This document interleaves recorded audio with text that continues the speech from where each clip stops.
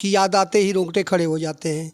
ये दर्दनाक कहानी वहाँ की थी कि कश्मीरी पंडितों को मार मार करके खदेड़ा जा रहा था, और जो भाग गया तो भाग गया, नहीं तो जो रह गया उसको गोली से मार दिया जाता था। वहाँ पर उनकी बहन बेटियों की इज्जत सरेआम लूटी जा रही थी। और जिस दर्दनाक हादसा को देख करके किसी भी फौजी का रोंगटा खड़ा हो जाएगा। इन दिनों खास तौर पे देखा जा रहा है कि द कश्मीर फाइल चर्चा में है। फिल्म चारों तरफ लगी है, उसका प्रदर्शन भी हो रहा है, लोग देख रहे हैं और अपनी प्रतिक्रिया भी व्यक्त कर रहे हैं। 19 जनवरी 1990 को कश्मीर में जो घटना घटी, एक सच्चाई सामने आई। आज वो सच्चाई क्या है, उस फिल्म के माध्यम से लोग देख रहे हैं। कश्मीरी पंडित को वहाँ से किस तरीके से भगाया गया और उनके साथ अत्याचार किया गया, तमाम विषयों पे, तमाम मुद्दों पे आज जो फिल्म बन के मार्केट में आई है, उस फिल्म को लोग देख के अलग अलग प्रतिक्रिया व्यक्त कर रहे हैं। समाचारों के माध्यम से, टेलीविजनों के माध्यम से, मीडिया के माध्यम से आप इसकी जानकारी भी आपको मिल रही होगी। हम उस दिन को भूल नहीं सकते। आइए, हम ऐसी जगह पे हैं, सियाचौर एक जगह है, एक मठ है, उपवा गाँव। उस गाँव में एक ऐसे शख्स हैं जो उस समय वहाँ मौजूद थे, एक सेना के सिपाही के रूप में। 19 जनवरी 1990 को उनके सामने, उनकी आंखों के सामने वो घटना घटी। कैसे क्या रहा वहाँ का दृश्य, हम इनके मुंह से सुनते हैं, क्योंकि इन्होंने अपने आंखों से देखा था कि 19 जनवरी 1990 को क्या हुआ, क्या समय था, क्या दिन था, किस तरह से आवाज़ आ रही थी, किस तरह से लोग भाग रहे थे, किस तरीके से उन पर अत्याचार हो रहे थे। तमाम चीज़ों पर आइए हम बात करते हैं। जी नमस्कार जी। उसे पूरा नाम क्या लेते हैं आप? मेरा पूरा नाम है सुरेश प्रसाद यादव जी। आप नौकरी में कब आए थे आप? मैं नौकरी में 1984 में आया था। अच्छा, किस पद पर थे वहाँ पे आप? मैं सिपाही पद पर था। किस विभाग में थे आप? मैं ASC में था, आर्मी सप्लाई कोर में। जी। 19 जनवरी 1990 को आपने क्या देखा? 19 जनवरी 1990 की याद आते ही रोंगटे खड़े हो जाते हैं। ये दर्दनाक कहानी वहाँ की थी कि कश्मीरी पंडितों को मार मार करके खदेड़ा जा रहा था, और जो भाग गया तो भाग गया, नहीं तो जो रह गया उसको गोली से मार दिया जाता था। वहाँ पर उनकी बहन बेटियों की इज्जत सरेआम लूटी जा रही थी। और जिस दर्दनाक हादसा को देख करके किसी भी फौजी का रोंगटा खड़ा हो जाएगा। लेकिन उस समय की गवर्नमेंट ऐसी थी कि कोई आदेश जवानों को नहीं मिल रहा था उस पर कार्रवाई करने के लिए, हाथ बंधे हुए थे। अगर कोई कार्रवाई भी कर दिया, उसका कोर्ट मार्शल किया गया और वो नौकरी से हाथ धोया। इसके वजह से जो है जवान मजबूर थे, कोई एक्शन नहीं ले पा रहे थे। तो आप नौकरी छोड़ के आश्रम पे क्यों आ गए? हमने पहले से ही भक्ति मार्ग को चुना था, और फौज में रहते हुए भी मैं भक्ति किया।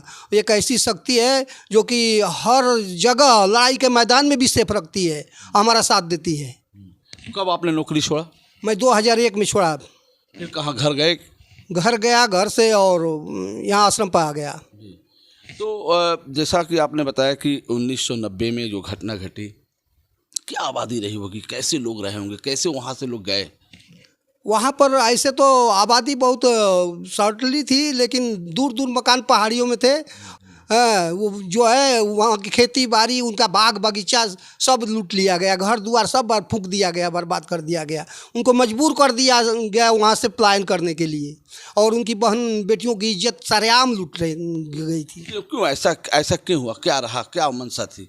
मंशा उन लोगों का ये था कि यहाँ पर केवल यहाँ मुस्लिम राज्य स्थापित हो।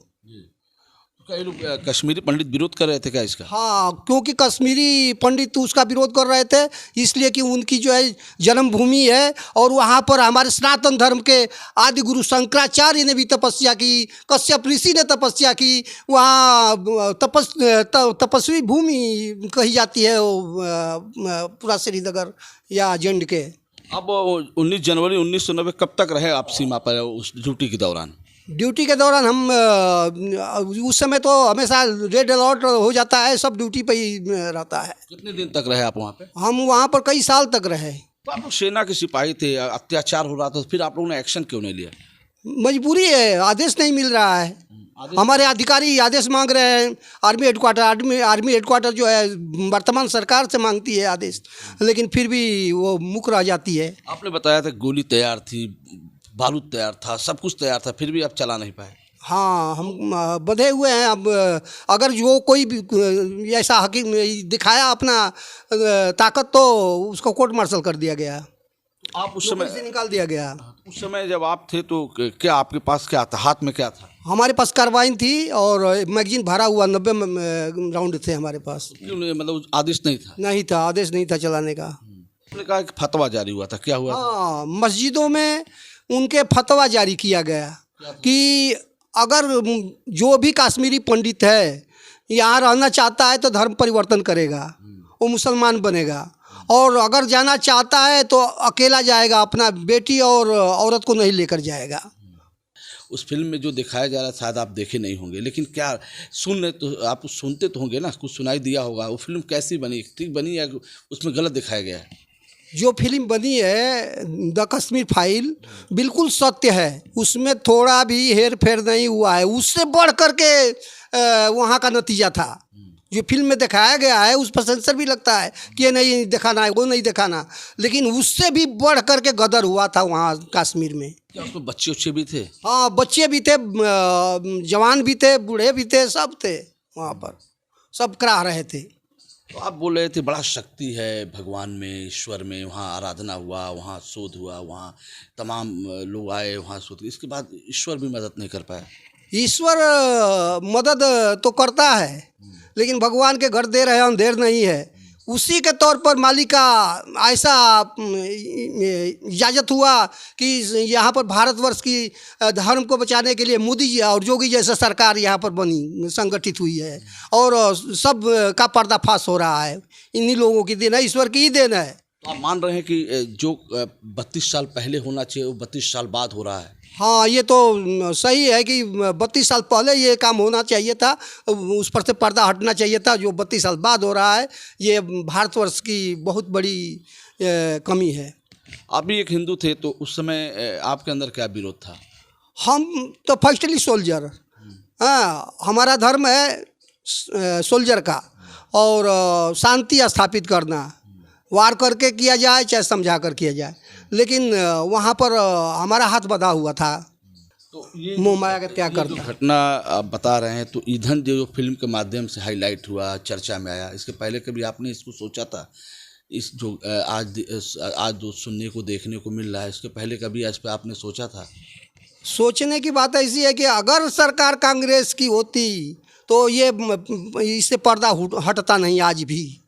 हाँ, ये भगवान की शक्ति समझिए कि मोदी और योगी जैसे व्यक्ति जो है महापुरुष इस संसार की बागडोर को, भारत की बागडोर को संभाला, और इस बात से पर्दा को हटा करके सबके सामने रख दिया। अच्छा, फिल्म बनाने वाले लोग पे क्या कहना है? जो फिल्म बना रहे हैं, वो बनाए हैं, जो चला रहे हैं, जो दिखा रहे हैं, वो क्या, उनके बारे में आप क्या सोच रहे हैं? फिल्म बनाने वाले का अहम भूमिका है इसमें। अगर वो लोग फिल्म बना करके और जनता के बीच में नहीं लाते तो सरकार क्या करती? सरकार तो अप्रूवल करना है उसको चलाने के लिए, कोई गदर ना हो करके, इसी की देखरेख करेगी ना सरकार। एक इतिहास जो 32 साल तक दबा रहा, तो उस इतिहास को जो सामने दिखाया जा रहा है, तो आपको लग रहा है कि सही है कि तोड़ मरोड़ के पेश किया जा रहा है? बिल्कुल सही दिखाया जा रहा है, और हमारे समझ से ये हिंदुत्व को जगाने की बहुत ज़रूरत थी इसको लाने का। हिंदू जो है सोए हुए थे, उनको जगा दिया इस फिल्म ने। तो आपको किसी ने बताया ये, या जिसे मोबाइल पे देख के? हाँ, मोबाइल पर देख करके मैं कह रहा हूँ। आप जैसे इंटरव्यू ले रहे थे, फिल्म देखकर जो आ रहे हैं लोग उनसे, तो उसी को मैं देख रहा था, तो उसमें लगा कि बहुत अच्छा हुआ इस हिंदुत्व को जगाने के लिए इस फिल्म को बना करके। मैंने कहा ना कि 19 जनवरी 1990 को ये कभी नहीं भूल सकते, क्योंकि वहाँ पे उस सीमा पे तैनात थे और उनके आंखों के सामने घटना घटी। जैसा कि उन्होंने बताया कि वो घटना सत्य है, किस तरीके से कश्मीरी पंडितों के साथ अत्याचार, अन्याय हुआ, उनके परिवार के साथ क्या हुआ, किस तरह से लोग वहाँ से भगाए गए, किस तरीके से उनके साथ जो हुआ नहीं होना चाहिए, और ये लोग मजबूर रहे कि जवाब में कुछ नहीं कर पाए क्योंकि उनको आदेश नहीं मिला था, एक सैनिक एक सिपाही को एक आदेश नहीं मिला था कि जवाब में कुछ फायरिंग कर सके। जो अभी चर्चा हो रही थी कि 7 लाख कश्मीरी पंडित वहाँ से पलायन किए हटे, तो उसके पीछे किसको दोषी मानते हैं आप? उसके पीछे जो है वर्तमान सरकार को दोषी मानते हैं। कोई एक्शन उसको इस बात को दबा दिया गया। तो वो चाहती सरकार अगर उस वक्त चाहिए होती तो जो 7 लाख प्लान हुआ, जो लोग भागे वो लोग रुक सकते थे। हाँ बिल्कुल रुक सकते थे। अपने देश के अंदर गवर्नमेंट है जो अगर एक्शन में आए तो क्यों नहीं रुक सकते थे। और वो एक उग्रवादी या वहाँ के लोग बड़े नहीं ना गवर्नमेंट के पावर से, उनका पावर बड़ा है तो उग्रवाद मचा देंगे और किसी के जीवन से खिलवाड़ करेंगे। तो आप दोषी किसको मानते हैं एक सैनिक के हैसियत से? मैं वर्तमान गवर्नमेंट को मानता हूँ। ठीक है, उन्होंने कहा कि अगर सरकार उस समय चाहिए होती तो ये अत्याचार रुक सकता था, लेकिन क्या वजह रहा, क्या कारण रहा, ये तो सरकार बता सकती है। लेकिन हम एक सच्चाई आपके सामने रख रहे हैं।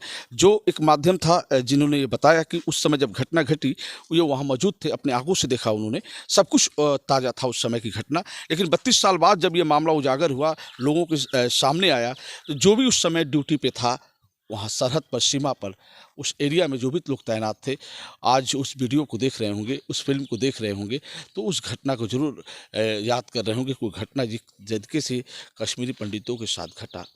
जी बहुत बहुत धन्यवाद, आप हमसे जुड़े, आपने हमें सच्चाई सामने बताया आपने हमारे यूट्यूब चैनल के माध्यम से। हम आपका आभार व्यक्त करते हैं। नमस्कार, मैं रोशन जायसवाल, नमस्कार।